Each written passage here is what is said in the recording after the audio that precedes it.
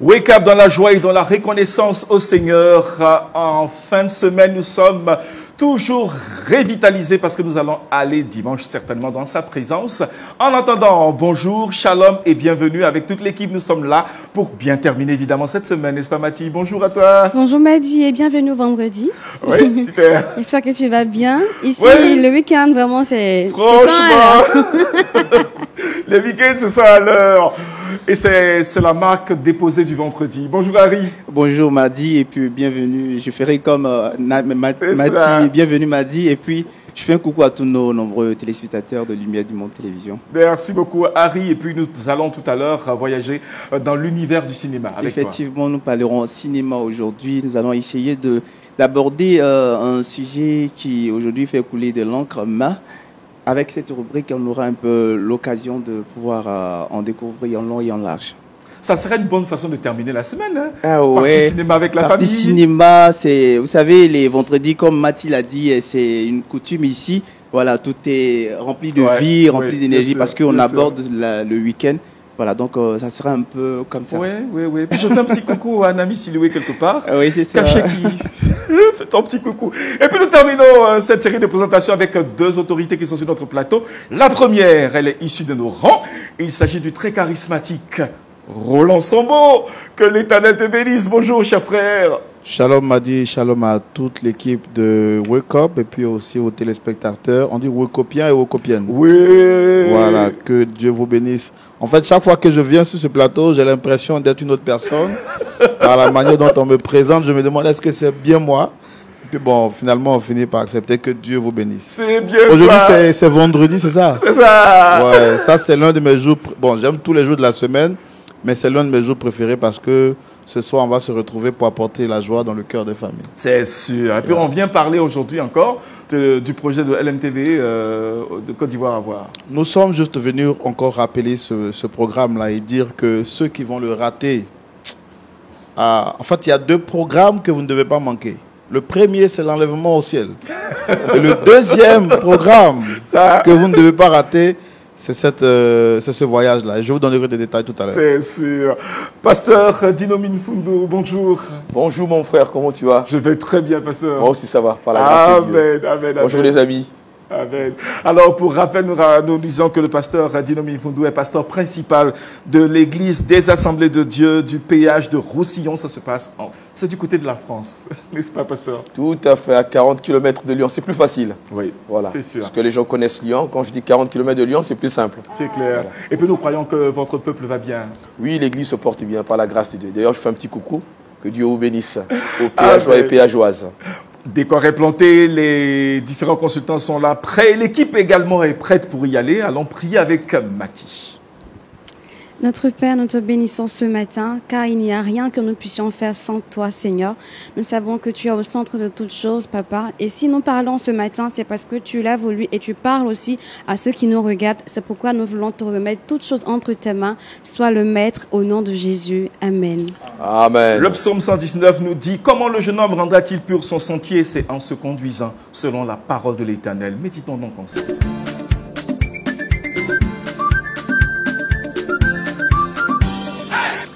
Avec notre pasteur Dino, nous méditons sur la thématique « C'est quoi l'Évangile ?» Bonjour les amis, je vous invite à ouvrir la parole de Dieu dans 1 Corinthiens au chapitre 15 et nous lirons les 4 premiers versets. Lisons ensemble. C'est l'apôtre Paul qui parle sous l'inspiration du Saint-Esprit. Que dit-il? Je vous rappelle, frères et sœurs, l'évangile que je vous ai annoncé, que vous avez reçu et dans lequel vous tenez ferme, c'est aussi par lui que vous êtes sauvés, si vous le retenez dans les termes où je vous l'ai annoncé. Autrement, votre foi aurait été inutile. Je vous ai transmis avant tout le message que j'avais moi-même reçu. Christ est mort pour nos péchés, conformément aux Écritures. Il a été enseveli et il est ressuscité le 3e jour, conformément aux Écritures. Bien-aimés, dans ce passage, nous avons la définition de l'Évangile. Le mot évangile est souvent beaucoup utilisé dans le milieu chrétien, mais que dit la Bible au sujet de ce mot évangile? C'est quoi l'évangile? Pourquoi nous parlons de l'évangile? L'évangile parle de quoi? La Bible est claire là-dessus. Et dans ce verset, ou dans ces versets, nous avons plusieurs réponses qui nous sont notifiées. Le mot évangile signifie bonne nouvelle. L'évangile, c'est la bonne nouvelle. La bonne nouvelle de notre Dieu qui sauve le monde perdu. Mais lorsque je lis cette portion des Écritures que l'apôtre Paul nous a laissées, je découvre une première vérité. Pour qu'il y ait une bonne nouvelle, premièrement, il nous faut réaliser qu'il y a une mauvaise nouvelle. Si l'évangile est une bonne nouvelle, la première réalité, c'est qu'il y a une mauvaise nouvelle. Que dit l'apôtre Paul? Je lis ensemble avec vous que la parole est claire, que Christ est mort pour nos péchés. Pourquoi Christ est mort pour nos péchés? La Bible dit que tous ont péché et sont privés de la gloire de Dieu. Tous ceux qui s'approchent du trône de Dieu pour être sauvés doivent réaliser qu'ils ont péché. S'il y a un salut, c'est parce que l'homme a péché. L'homme a accepté de suivre l'ennemi de nos âmes. Et Adam et Ève ont été les premiers, malheureusement, qui ont succombé. Et nous avons reçu cette semence, ce poison qu'on appelle le péché. Et ce péché ne peut pas être ôté par un homme, ni par un médicament. Jésus seul est capable de pouvoir ôter notre péché. La Bible dit que le salaire du péché, c'est la mort. Donc toute présentation de l'évangile sans cette vérité fondamentale est incomplète. On ne peut pas parler de la bonne nouvelle sans premièrement évoquer la mauvaise nouvelle, que toute personne sans Dieu, sans Jésus-Christ, est perdue. Privée de la présence de Dieu, privée du paradis. Il n'y a pas de salut sans Jésus-Christ. La Bible dit que car Dieu aime, Dieu a tant aimé, Dieu a tellement aimé, c'est ainsi qu'il a donné son Fils. Jésus est 100% homme, 100% Dieu. Et quelle est la bonne nouvelle? Jésus est venu. Il a vécu la vie sans péché. Il est le seul qui est mort à la place du pécheur. Le péché contre un Dieu infini et saint, glorieux, puissant et amour, mérite la punition éternelle. C'est l'enfer. Mais Christ, le roi des rois, le Seigneur de gloire, le Fils de Dieu, est venu. Et il a donné sa vie. Gloire à Dieu. Amen.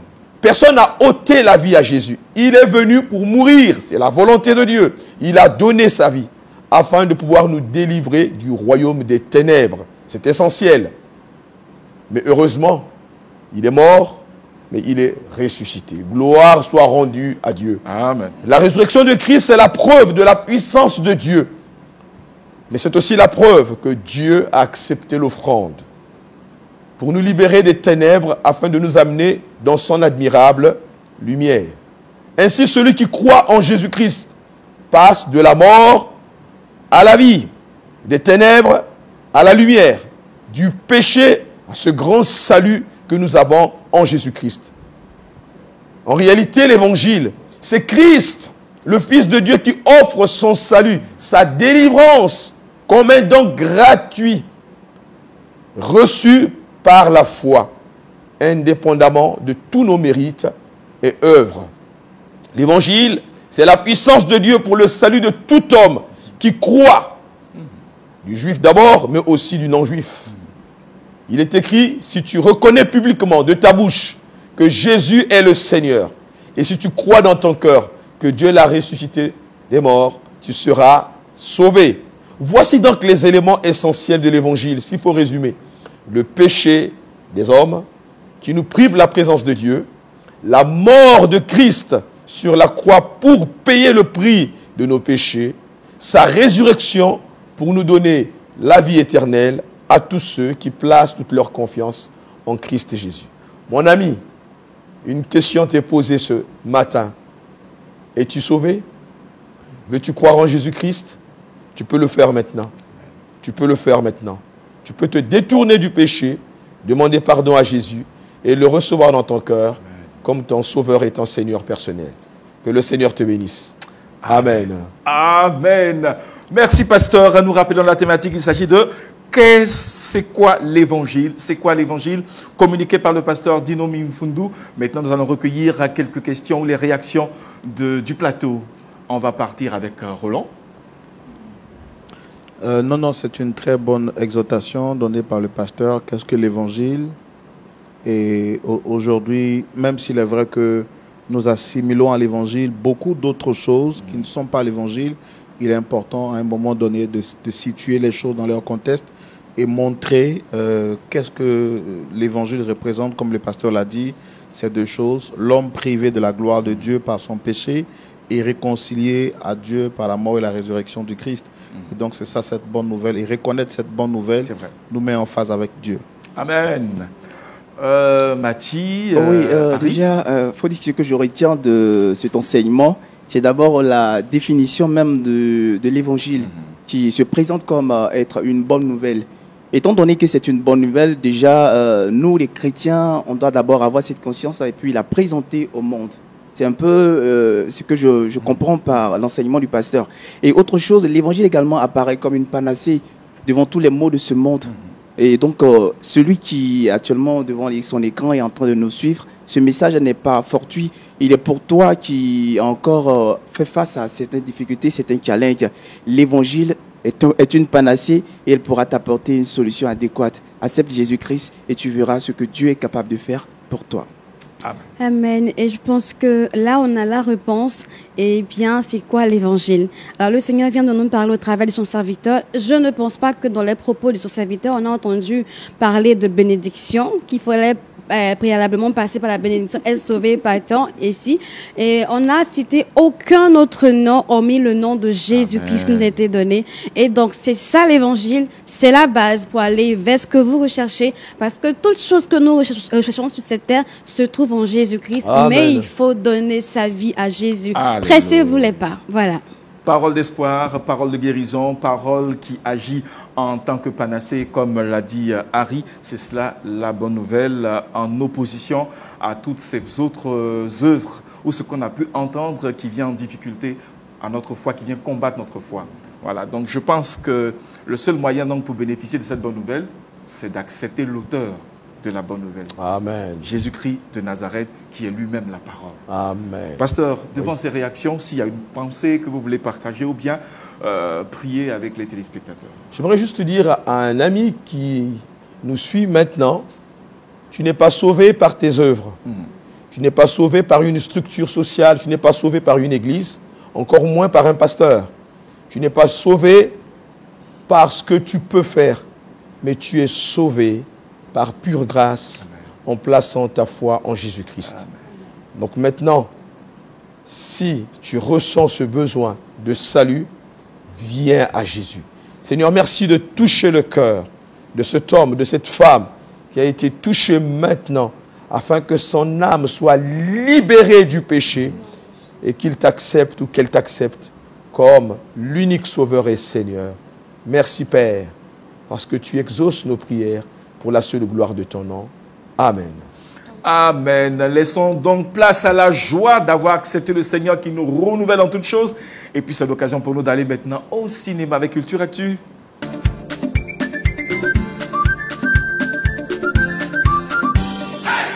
Ce week-end, nous irons forcément au cinéma avec Harry, où nous parlons donc d'un titre de film. Il s'agit donc de Au-delà de l'espoir. Au-delà donc de la bonne nouvelle. Au-delà de l'espoir. Si l'on vous donne aujourd'hui la possibilité de choisir vos propres combats, c'est sûr que plusieurs d'entre vous choisiraient tout de suite celui du confort ou encore le combat de la sécurité. Malheureusement, toutes les luttes auxquelles nous sommes confrontés aujourd'hui ne sont pas toujours du fait de nos propres choix. Il y a très souvent des combats qui nous sont imposés par la vie. Au-delà de l'espoir ou encore Beyond the Blackboard, de sa traduction anglaise, est un film réalisé par l'Américain Jeff Blickner et qui met en scène la désillusion d'une jeune institutrice du nom de Stacy Bishop. Alors qu'elle s'attend à une affectation dans un établissement normal et bien structuré après sa formation en tant qu'enseignante, Stacy se retrouve malheureusement dans une école sans nom et à la tête d'une classe improvisée et de surcroît dans un refuge de sans-abri. Naturellement, sa réaction sera tout de suite prévisible. Elle va chercher à se rétracter pour décliner cette offre. Mais contre toute attente, Stacy finira par se pencher sur le sort de ces sans-abri.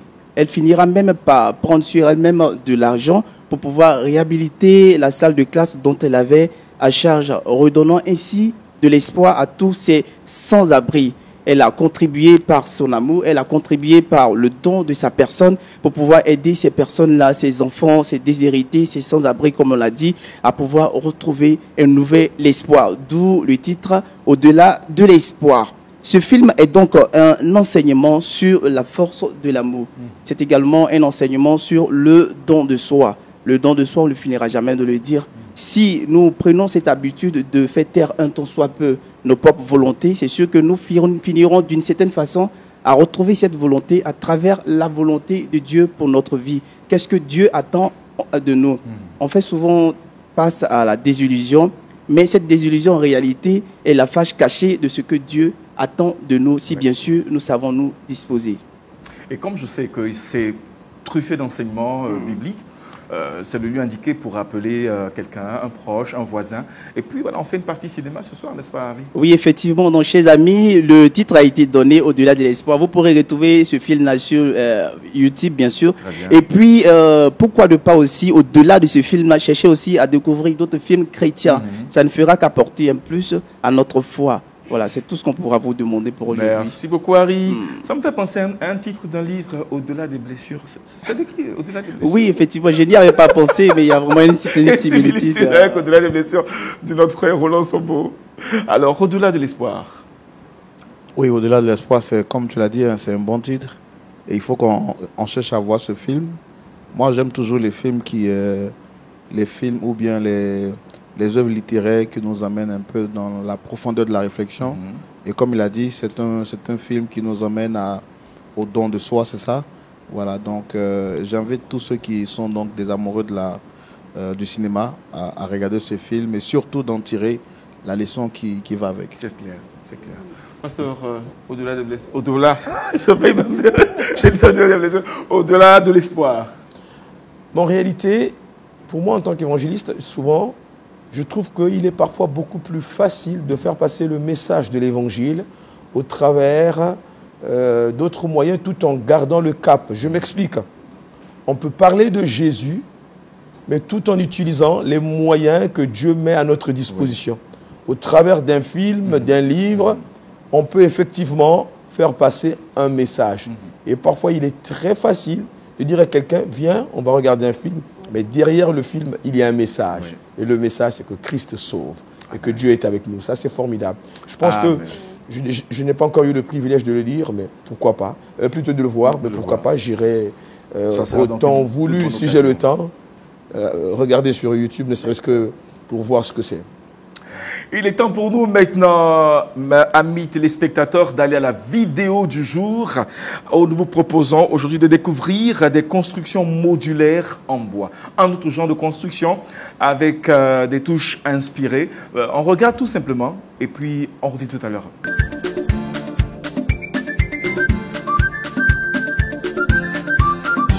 Il bouleverse les règles de la construction et ça dérange. En combinant ingénierie de précision et simplicité inspirée des Lego, ces innovateurs ont mis au point un système de construction modulaire en bois totalement inédit. Leur secret ? Des planches usinées avec une forme spécifique, conçues pour s'imbriquer parfaitement sans vis, ni clous, ni colle. Résultat, la structure d'une maison peut être assemblée rapidement, sans outils spécialisés et surtout sans main-d'œuvre qualifiée. Ce système réduit considérablement les coûts de construction, au point qu'une maison complète peut coûter moins de 3 000 $.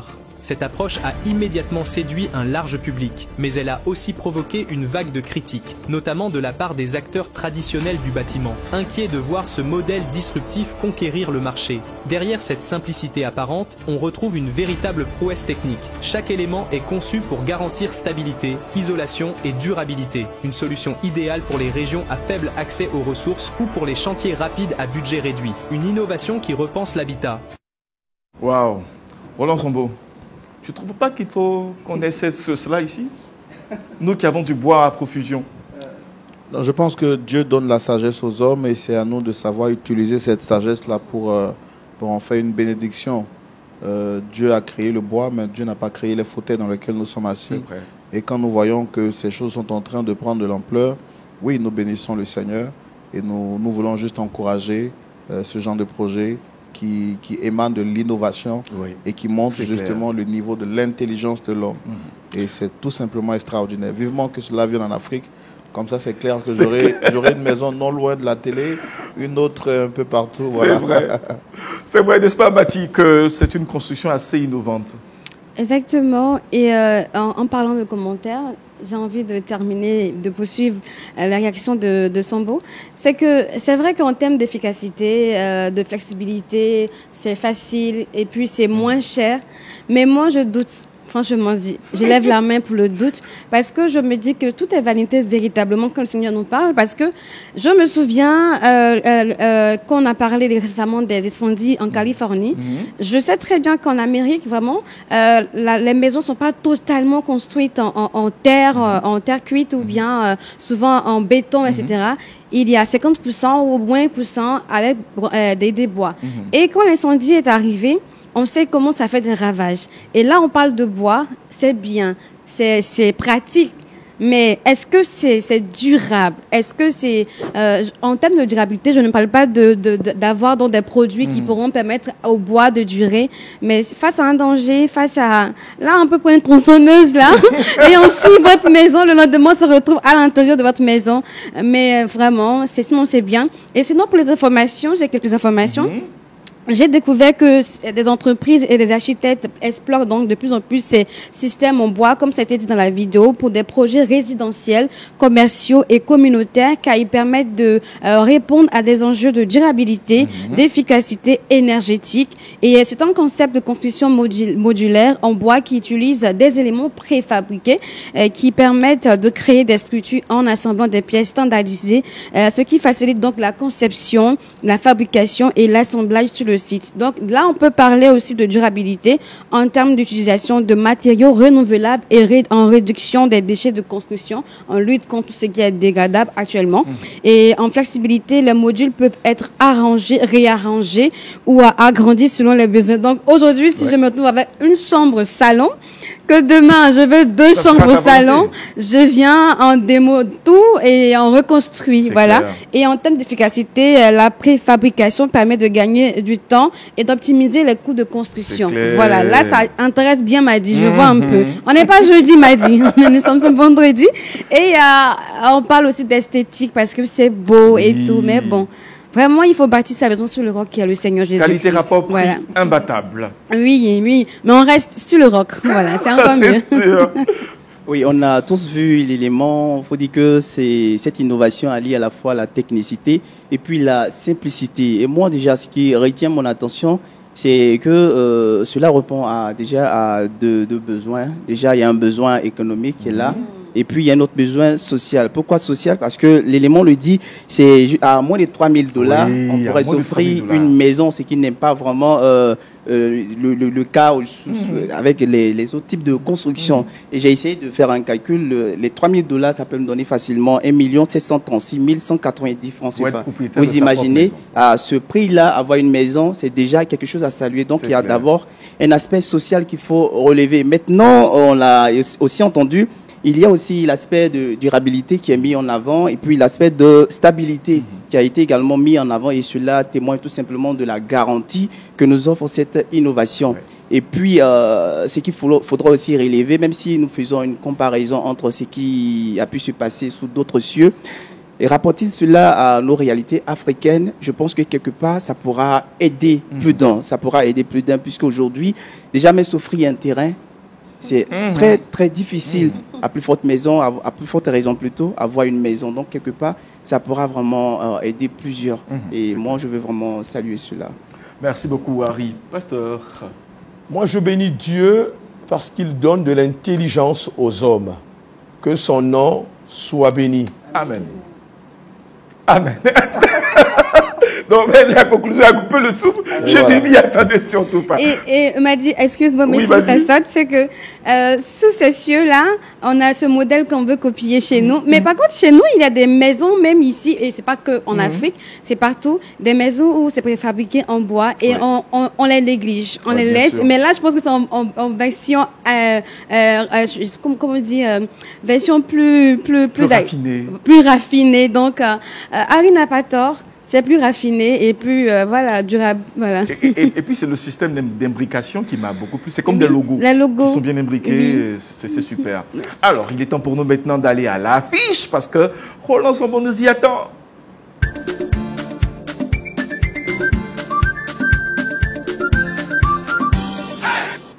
À l'affiche, nous parlons donc aujourd'hui encore de ce voyage que la Côte d'Ivoire reçoit sur ses terres, organisé par Lumière du Monde Télévision. Oui, effectivement, nous parlons de ce grand voyage organisé par Lumière du Monde Télévision. Organisé par Lumière du Monde Télévision, je l'ai dit tout de suite. Et ce voyage, ce sera du 11 au 24 juillet 2025. Nous sommes donc venus pour rassurer tout le monde que toutes les dispositions ont été prises pour pouvoir vous recevoir et vous permettre de passer un séjour agréable ici en terre ivoirienne. Donc déjà, je rappelle, comme je l'ai déjà dit depuis longtemps, ça sera un voyage avec plusieurs opportunités à l'intérieur. Déjà, l'opportunité de découvrir, vous allez visiter les meilleurs sites touristiques de la Côte d'Ivoire en passant par Abidjan, Yamoussoukro et Grand Bassam, pour ne citer que ces trois lieux-là. Au-delà de cela, également, vous aurez la possibilité, en plus des découvertes, de pouvoir également faire des rencontres. Et quand je parle de rencontres, je parle de rencontres saines. Vous savez, les personnes que vous rencontrez dans votre vie, que vous côtoyez dans votre vie, déterminent ce que vous pouvez devenir. Il a été scientifiquement prouvé que l'homme est la somme des 5 personnes qu'il rencontre et qu'il fréquente constamment. Donc, si vous fréquentez des personnes qui ont une mauvaise habitude ou qui ont un mauvais témoignage, ne soyez pas étonnés qu'à un certain moment donné, vous commencez à faire les mêmes choses que vous n'aviez pas l'habitude de faire. C'est pourquoi nous, Lumière du Monde Télévision, nous avons trouvé nécessaire de réunir des personnes qui partagent un idéal commun. Et cet idéal-là, c'est Jésus-Christ de Nazareth. Imaginez des frères qui viennent du Canada, des frères qui viennent de la France, d'autres qui viennent de l'Afrique, et de partout, et qui se retrouvent dans un seul endroit pour glorifier le nom du Seigneur Jésus-Christ. Ce sera vraiment extraordinaire.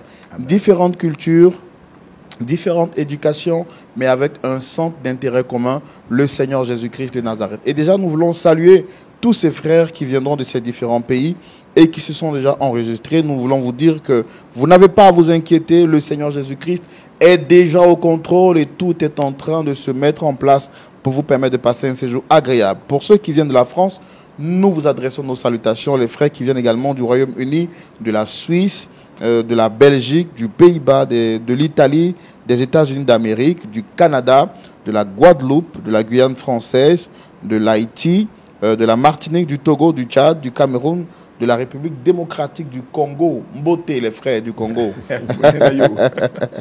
Les frères de l'Afrique du Sud. You will be welcome here in Ivory Coast. Yeah. Et puis les frères du Congo, Brazzaville. Les frères du Bénin. Bon, j'ai voulu dire quelque chose, une langue béninoise, mais bon, heureusement, je ne comprends pas trop. Et puis les frères qui viennent du Ghana également, les frères du Sénégal, du Burkina Faso. Il y en a d'autres également qui se sont signalés depuis le Brésil. En tout cas, ce sera une rencontre extraordinaire. C'est pourquoi nous voulons dire que Dieu est au contrôle et toute chose se fera pour sa gloire. Donc déjà, pour vous, qui avez déjà commencé à vous inscrire, il faut que vous soldez déjà votre droit de participation et que vous puissiez donc participer à ce grand voyage, Le diable pourra tenter de vous mettre des choses en tête pour vous dire, écoutez, bon, c'est plus la peine, même si tu as payé une partie. Non. À ce stade où nous sommes là, je l'ai dit, il y a 2 rendez-vous que vous ne devez pas manquer. Le premier, c'est le Seigneur Jésus-Christ avec son retour. En tout cas, on espère que jusqu'à ce que le voyage se passe, Jésus ne sera pas déjà venu. Mais de toutes les manières, s'il est venu, vous n'aurez pas perdu parce qu'on se retrouvera au ciel. C'est ce qui est évident. Amen. Mais je crois qu'il ne sera pas encore de retour. Et donc, la deuxième chose que vous ne devez pas manquer, c'est ce voyage-là parce qu'il y aura de très bonnes choses. J'ai parlé d'abord des rencontres, j'ai parlé également des découvertes, mais il y aura également un temps de formation. Un temps de formation pour permettre justement à la famille de pouvoir... le thème de la famille d'être centré au cœur de nos éducations et de notre formation. Donc, il y aura cette conférence-là qui aura lieu le 21, le 22 et le 23, ici même en Côte d'Ivoire, au Sofitel Hôtel Ivoire, pour permettre donc à toutes ces personnes qui vont participer d'être éclairées à la lumière de cette thématique de la famille avec des conférenciers non des moindres qui nous entretiendront au cœur de cette thématique qui est donc la thématique de la famille. Maintenant, pour ce qui est des conditions, je veux rappeler que vous serez logé dans le meilleur hôtel ici en Côte d'Ivoire, le Sofitel Hôtel Ivoire. Vous allez dormir dans des lits moelleux avec une présence extraordinaire. Le Saint-Esprit sera à côté de vous. Quand vous dormez, vous vous réveillez, ce sera vraiment superbe. Tout ce qui est guide touristique, tout ce qui est confort dans les cars, tout ce qui est communication autour, pour vous permettre de passer un bon séjour, ne vous inquiétez pas pour ça. Tout a déjà été mis en place pour que vous puissiez passer un bon séjour ici en terre ivoirienne du 11 au 24 juillet. Maintenant, pour ceux qui veulent avoir de plus amples informations, il y a toujours des dernières informations qu'on veut avoir. Contactez-nous au plus 225 07 08 00 13 01. Voici donc l'information capitale que j'étais venu partager avec vous aujourd'hui et pour dire encore que Dieu sera glorifié et le Seigneur sera au rendez-vous. Je rappelle, c'est un rendez-vous des familles, que vous soyez seul ou bien que vous soyez même avec votre partenaire, avec votre épouse ou bien avec votre époux. C'est des moments qu'il faut s'offrir et je crois que Jésus est dans cette affaire-là. Il ne faut pas manquer ça. Que Dieu vous bénisse. Et nous avons trouvé un bon point d'accord. Là, nous sommes d'accord là-dessus que la Côte d'Ivoire est à voir. La Côte d'Ivoire est à voir et surtout, je rappelle qu'il y aura une émission spéciale Point d'accord avec toutes ces personnes qui viendront là et sur le plateau de Point d'accord. Donc, Pasteur Tchoumou et moi-même, nous sommes déjà prêts et on n'attend plus que vous. Toute l'équipe de Lumière du Monde Télévision est mobilisée à 400%. On n'attend plus que vous. On sera déjà à l'aéroport le 11 pour vous recevoir. Les navettes seront déjà prêtes pour vous recevoir. Les guides touristiques, que vous parliez l'anglais ou le français, ne vous inquiétez pas. Nous avons des guides bilingues qui pourront donc vous aider dans la traduction et puis dans tout ce que vous avez à faire. C'est extraordinaire, c'est extraordinaire. La Côte d'Ivoire, LMTV est prêt à vous recevoir et on n'attend plus que vous. Voilà. Amen. Harry et Mati? Non, il n'y a vraiment rien à ajouter. Venez voir Mati, venez voir Harry, venez voir Nami, venez voir Roland Sombo, Badi et tout le reste. Sinon, la Côte d'Ivoire... Non, ils vous voient déjà à la télé.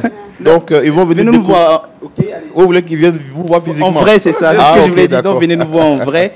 Voilà, mais à côté de cela, la Côte d'Ivoire est un très beau pays. Voilà, donc vous aurez l'occasion vraiment de vérifier tout cela en y mettant bien sûr les pieds. Voilà. Et je pense que quand je parle également de la gastronomie ivoirienne, le pasteur Dino Minfoudou en a fait les frais. Voilà, donc il pourra sûrement vous dire quelque chose. Lui qui vient de la France, il pourra vous dire quelque chose là-dessus. Mais pasteur, dites alors quelque chose. Alors, lors de mon tout premier voyage en Côte d'Ivoire, hein, je me rappelle d'un bon poisson que j'ai mangé avec mon frère Madi. Oui, effectivement. Voilà, j'en garde un très très bon souvenir avec les bananes. Oui, c'est formidable. Formidable, formidable. Mais pasteur, vous êtes prié de revenir nous rejoindre dans le mois de juin. Dans le mois de juillet, c'est juste 10 jours. Si le Seigneur fait grâce, parce que les plannings sont tellement serrés. Seigneur, ta grâce. C'est vrai, c'est sûr. Merci beaucoup, Roland. Et pour t'accompagner, évidemment, on te propose un bon trickbox.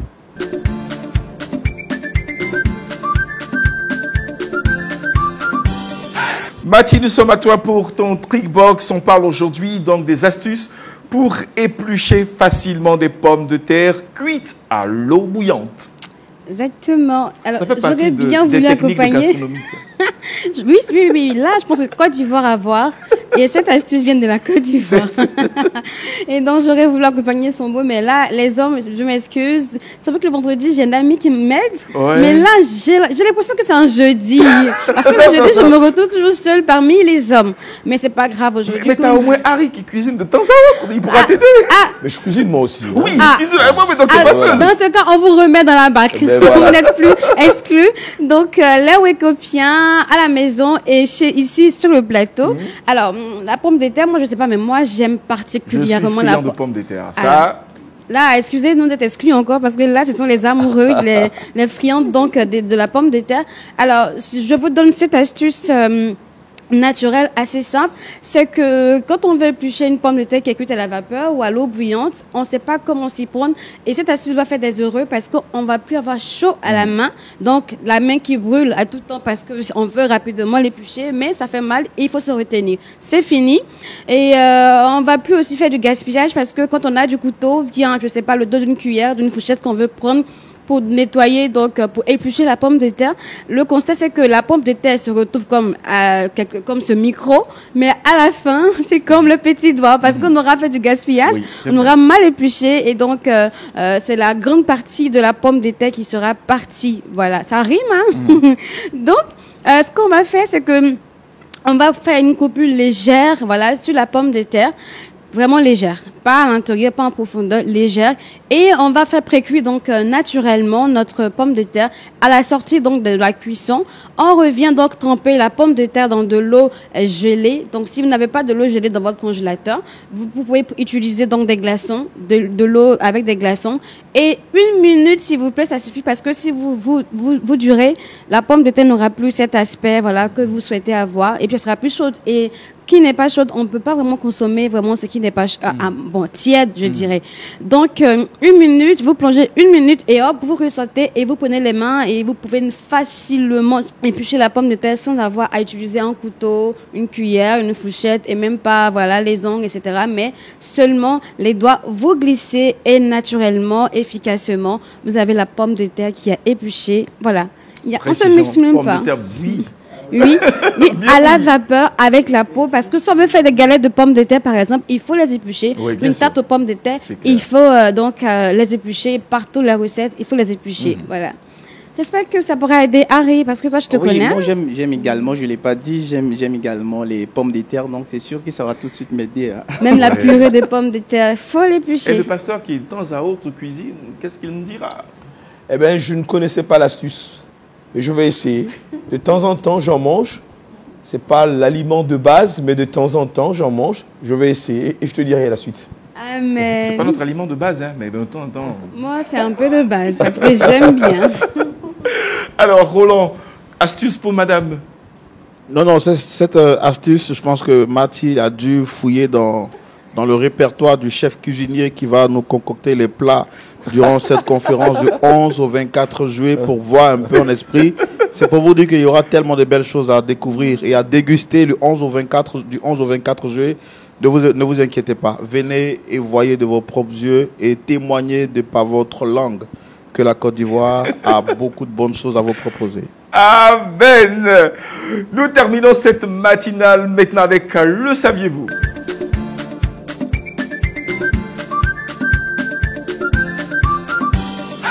Le saviez-vous avec Harry qui nous parle de l'origine du cinéma.